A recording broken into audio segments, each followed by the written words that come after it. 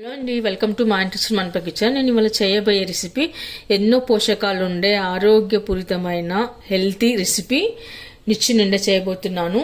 నేను ఇక్కడ 1 కప్పు దాకా కందిపప్పు తీసుకున్నాను. ఆ తర్వాత 1 కప్పు దాకా శనగపప్పు తీసుకున్నాను. ఆ తర్వాత 1/2 కప్పు దాకా పెసరపప్పు తీసుకున్నాను. ఆ తర్వాత 1/2 కప్పు దాకా మినపగుళ్ళు కూడా తీసుకున్నాను. అలాగే ఇప్పుడు కొద్దిగా సగ్గుబియ్యం కూడా తీసుకున్నాను. సగ్గుబియ్యం వేయడం వల్ల చాలా మృదువుగా సాఫ్ట్గా వస్తాయి నిచ్చి నిండా. ఇప్పుడు వీటినంతా బాగా క్లీన్ చేసి కడిగి పెట్టుకుందాము. 2-3 టైమ్స్ కడిగి పెట్టుకున్న తర్వాత వీటినంతా మునిగే వరకు వాటర్ వేసుకోవాలండి. ఇది ఒక కనీసం 2-3 గంటలన్నా నానాలి. ఓకే అండి, 2 అవర్స్ తర్వాత ఇవి బాగా మెత్తగా నానిపోయాయి. మనం ఇప్పుడు మిక్సీ పట్టి పెట్టుకుందాము. వాటర్ ఏం వేయకూడదండి, అలానే వేయాలి. ఇలా పప్పునంతా ఒక జార్లోకి తీసుకున్న తర్వాత సన్నగా కట్ చేసి పెట్టుకున్న 4-5 పచ్చిమిరపకాయ ముక్కలు వేసుకోవాలి. ఆ తర్వాత ఒక చిన్నగా అల్లం ముక్క కూడా వేసుకోవాలి.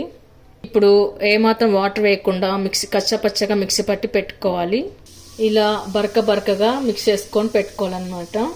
ఇప్పుడు ఇలా అంతా పాత్రలోకి తీసి పెట్టుకున్న తర్వాత మనము దీనిలోకి సన్నగా కట్ చేసి పెట్టుకున్న కరివేపాకు, కొత్తిమీర, ఇది సోయా ఆకండి, ఇది కూడా వేసుకోవాలి. ఇప్పుడు కొద్దిగా జీలకర్ర కూడా వేసుకుందాము.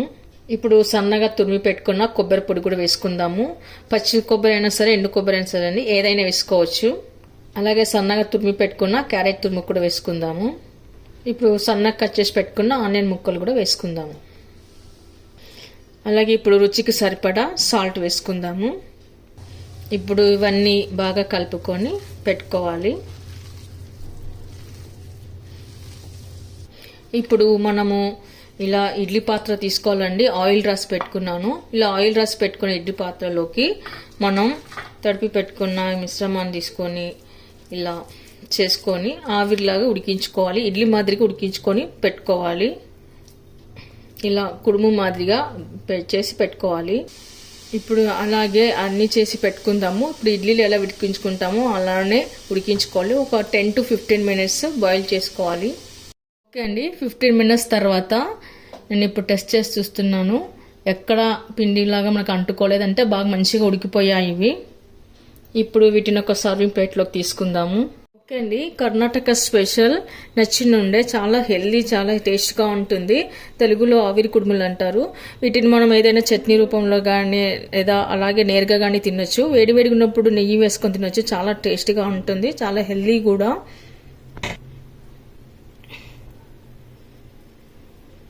చాలా బాగా వచ్చింది, చాలా బాగుందండి.